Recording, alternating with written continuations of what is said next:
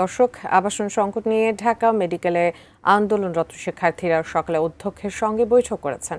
বৈঠক শেষে কথা বলছেন তারা। আমরা সরাসরি চলে যাচ্ছি সেখানে।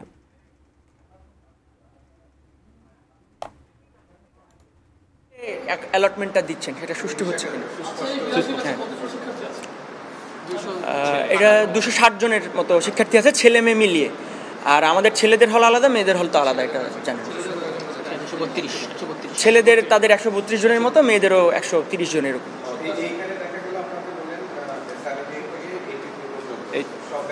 না, এখানে 81 পর্যন্ত আছেন।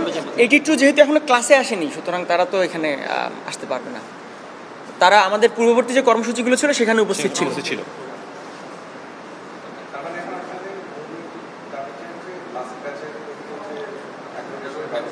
সবার অ্যাকোমোডেশন নিশ্চিত না করা পর্যন্ত আমরা কাজে ফিরছি না। জি জি। আচ্ছা, হ্যাঁ আমি বলছি। হ্যাঁ,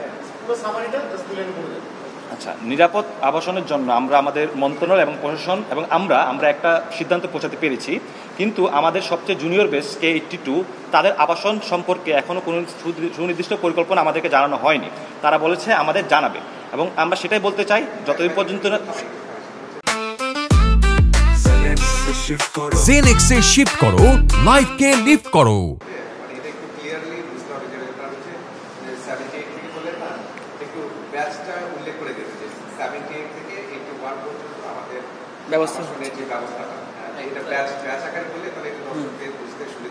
আচ্ছা, তাহলে নিরাপদ আবাসনের জন্য আমাদের প্রশাসন, আমাদের মন্ত্রণালয় এবং আমরা একটা নির্দিষ্ট সিদ্ধান্ত পৌঁছাতে পেরেছি। আমাদের ঢাকা মেডিকেল কলেজে K78 থেকে K81 পর্যন্ত ব্যাচ পর্যন্ত আমাদের জন্য আবাসনের ব্যবস্থা করা গেলেও আমাদের junior most batch K82 school সম্পর্কে কোনো ধরনের পরিকল্পনা আমাদেরকে এখনো পর্যন্ত জানানো হয়নি। তারা বলেছে আমাদের জানাবে তাদের পরিকল্পনা খুব শীঘ্রই। তারা যতদিন পর্যন্ত না জানাচ্ছে বা যতদিন পর্যন্ত আমরা সুনির্দিষ্ট কোনো পরিকল্পনা না পাচ্ছি, ততদিন পর্যন্ত আমরা আমাদের কাছে ফিরছি না, এবং সেটাই আমাদের আজকের সিদ্ধান্ত। আশা রাখবো তারা খুব দ্রুতই তাদের পরিকল্পনা সম্পর্কে আমাদের জানাবে এবং আমরা দ্রুত কাছে ফিরে আসবো। ধন্যবাদ।